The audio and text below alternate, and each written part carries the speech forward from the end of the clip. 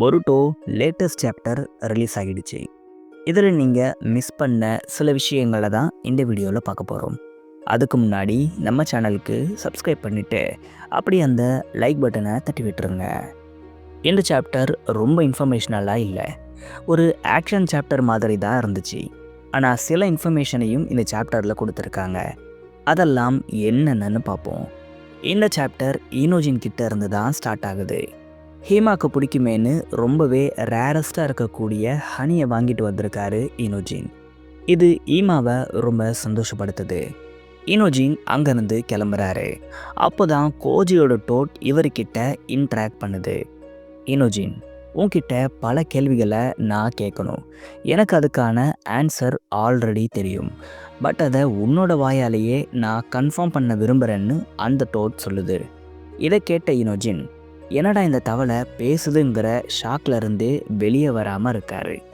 இப்படி இவர் குழப்பத்தில் இருக்கும்பொழுது, உனக்கு ஹீமாவரியை பிடிக்குமா பிடிக்காதா, அவளை ப்ரொடெக்ட் பண்ண விரும்புறியா இல்லையான்னு அந்த டோட் கேட்க ஈனோஜின் ஃப்ளாட் ஆகிட்டாரு.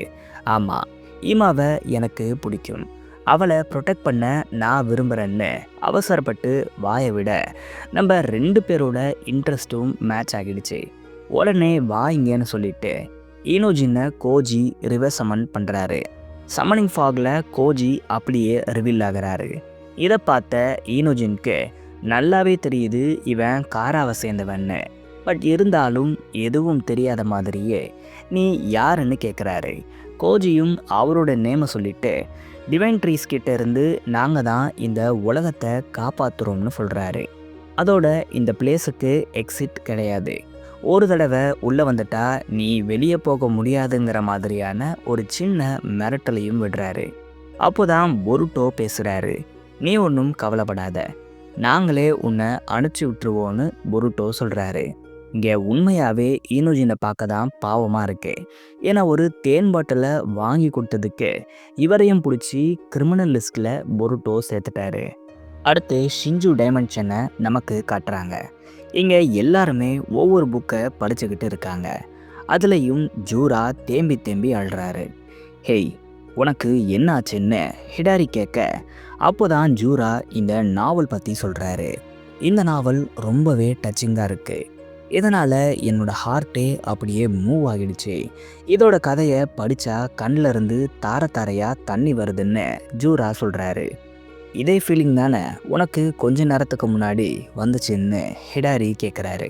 அதாவது மாட்சுரியால் ஜூரா அழுதாருல, அதை பற்றி தான் ஹிடாரி கேட்குறாரு. அது மாட்சுரியோட ஃபீலிங்ஸ். அவள் கோனாமரோட பேசினப்போ வெளிப்பட்ட சேட்னஸ், ஆங்கர் அண்ட் லவ்வால் தான் நான் அப்போது அழுதன்னு ஜூரா சொல்கிறாரு. இவங்க இப்படி பேசிக்கிட்டே இருக்க மாமுஷி அந்த மாதிரியான புக்ஸை படிச்சுக்கிட்டு இருக்கிறத காட்டுறாங்க. உண்மையாகவே இவன் கையில் ஐடா மாட்டினா இவன் என்ன பண்ணுவான்னு இப்போவே நமக்கு ரிவீல் பண்ணுறாங்க.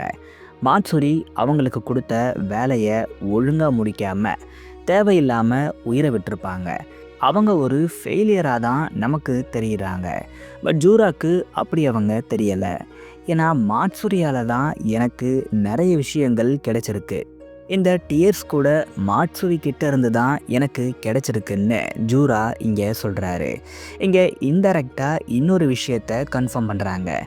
என்னென்னா மற்ற ஷிஞ்சூஸ் என்னென்ன எபிலிட்டிஸை அவாய்ட் பண்ணுறாங்களோ அது எல்லாமே ஜூராக்கு கிடைக்கும். இப்போது ஐடாவை டெவர் பண்ணி மாமுஷி ஆம்னிபொட்டன்ஸை அடைஞ்சா அது டைரெக்டாக ஜூரா கிட்ட போகும். ஸோ இப்படி ஒரு டேஞ்சரஸான எபிலிட்டி ஜூராக்கு இருக்கிறத இந்த சாப்டரில் கன்ஃபார்ம் பண்ணிட்டாங்க.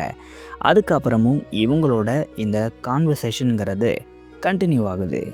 என்னதான் இந்த நாவல்ஸ்லாம் நம்ம படித்தாலும் இந்த லவ்ங்கிற கான்செப்டை நம்மளால் இன்னும் புரிஞ்சுக்க முடியல, அதை கண்ட்ரோலும் பண்ண முடியலைன்னு ஜூரா சொல்கிறாரு.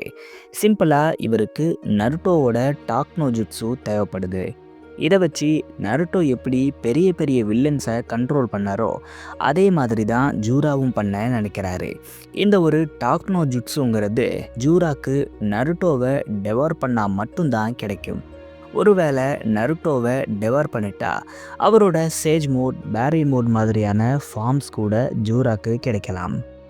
இவங்க இப்படி பேசிக்கிட்டே இருக்கும்பொழுது குறுக்க மாமுஷி பேசுகிறாரு. ஜூரா, இது பெரிய இன்டெல் கிடையாது தான்.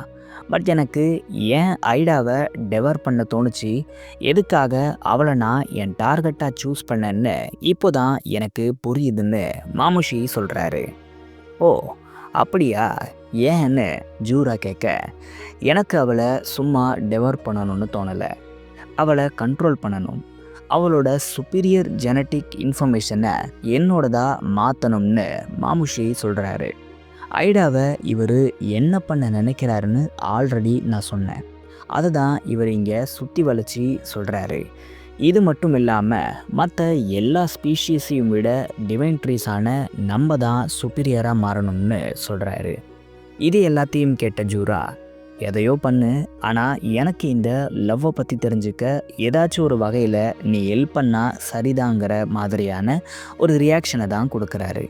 கட் பண்ணால் ஷிகமாருவை நமக்கு காட்டுறாங்க. கோஜி அவரை மைண்ட் டிரான்ஸ்மிஷன் ஜுட்ஸு மூலமாக கான்டாக்ட் பண்ணுறாரு.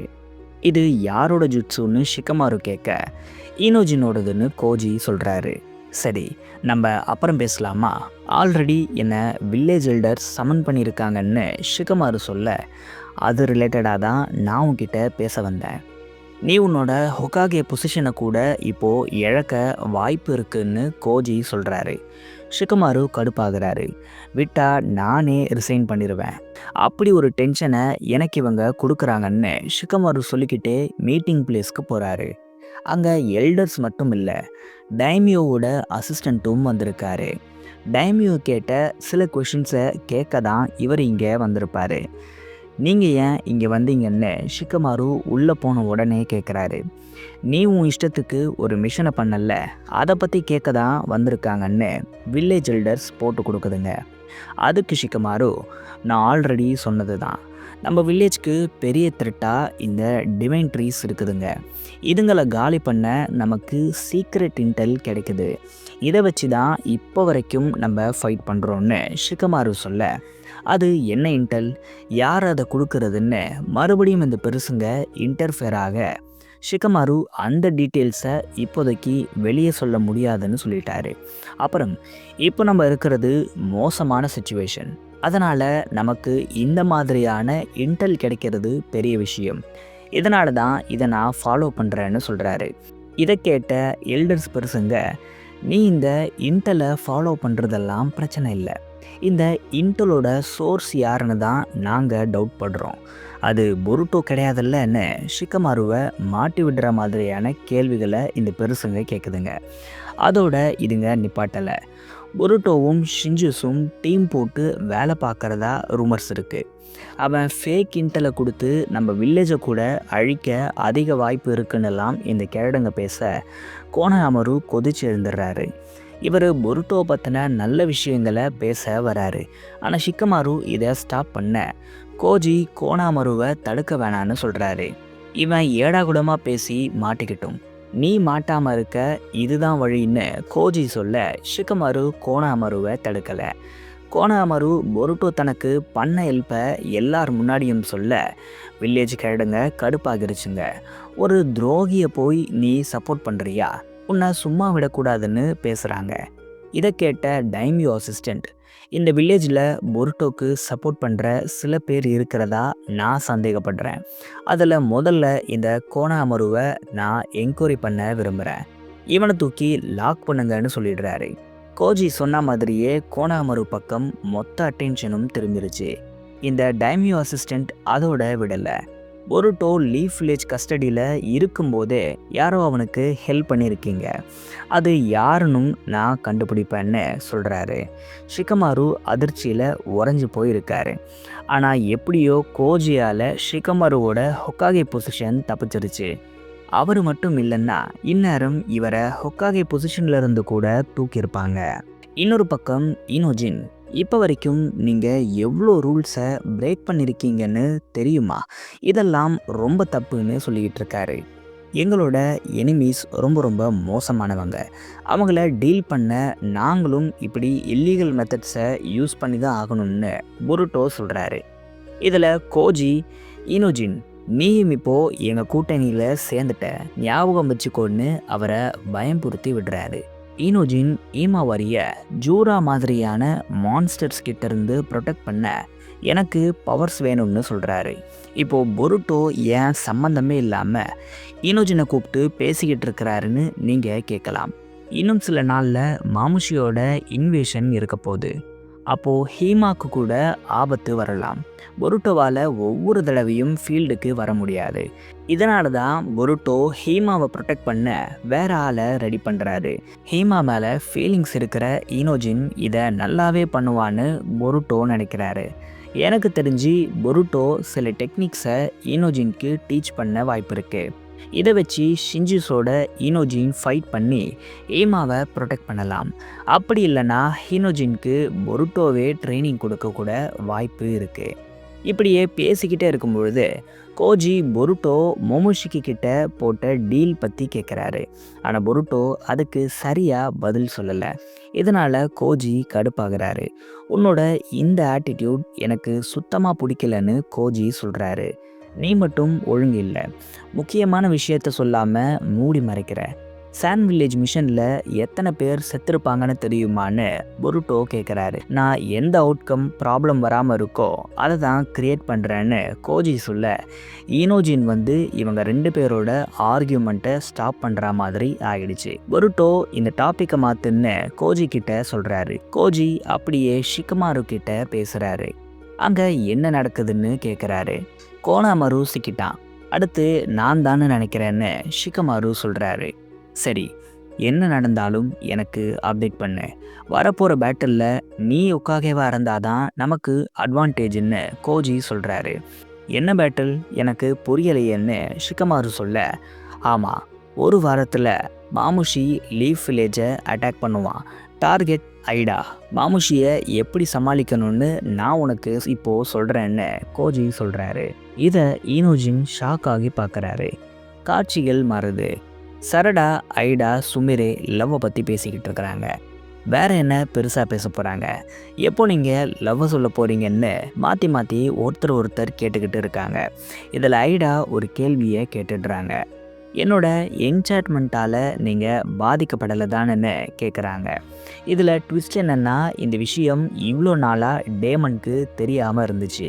இது டேமனுக்கு தெரியாமல் பார்த்துக்கோங்கன்னு ஷிகமாரு ஆல்ரெடி சரடா சுமிரே கிட்ட சொல்லியிருப்பார். ஏன்னா ஐடாவோட கண்ட்ரோலையே பிரேக் பண்ணுற சில பேர் இருந்தால் அவங்களால ஐடாக்கே ஆபத்து வரலாம். அவங்கள கொல்லணும்னு கூட டேமன் நினைக்கலாம். இதனால தான் இந்த விஷயம் டேமனுக்கு தெரியவே கூடாதுன்னு ஷிகமாரு சொன்னார். பட் ஐடா கேட்ட இந்த கேள்வியால் சரடா சுமிரே டேமனுக்கு முன்னாடியே இந்த உண்மையை ஒத்துக்கிற மாதிரி ஆகிடுச்சு. உடனே டேமன் சரடா சுமிரேவோட கழுத்தை பிடிக்கிறாரு.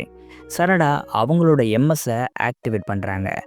உன்னோட இந்த எம்எஸ்லாம் என்னை ஒன்றும் பண்ணாதுன்னு டேமன் சொல்கிறாரு. அடுத்து என்ன ஆகுங்கிற க்யூரியாசிட்டியோட இந்த சாப்டர் முடிஞ்சிருக்கு. பட் ஒன்றும் ஆகாதுங்கிறது தான் என்னோட தியரி. ஐடா எப்படியும் டேமனை ஸ்டாப் பண்ணிடுவாங்க.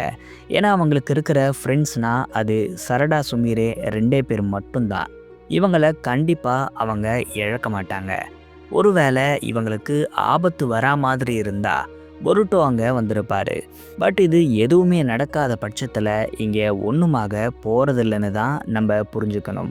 அப்படி ஐடா தடுக்கலைனாலும் ஷிகமாரு ஐடாவை காண்டாக்ட் பண்ணி அடுத்த வாரம் மாமுஷி வரப்போகிறத பற்றி சொல்லுவார். இதை கேட்டு டேமன் அதில் கான்சென்ட்ரேட் பண்ண ஸ்டார்ட் பண்ணிடுவார். பட் இதில் ட்விஸ்ட் என்னென்னா, மாமுஷிக்கு டேமனை பீட் பண்ணுற சீக்ரெட் தெரியும். இதை இவர் பக்காக இருக்கும் போதே சொல்லியிருப்பார். என்ன நடக்க போகுதுன்னு தெரியலை. மாமுஷியை டேமன் பீட் பண்ணுவாரா, டேமனை மாமுஷி பீட் பண்ணுவாரான்னு பொறுத்திருந்து தான் பார்க்கணும். நீங்கள் என்ன நினைக்கிறீங்க? இந்த சாப்டருக்கு 10க்கு எத்தனை ரேட்டிங்ஸை கொடுப்பீங்கன்னு கமெண்ட்ஸில் சொல்லுங்கள். நான் உங்களை வேறு வீடியோவில் சந்திக்கிறேன்.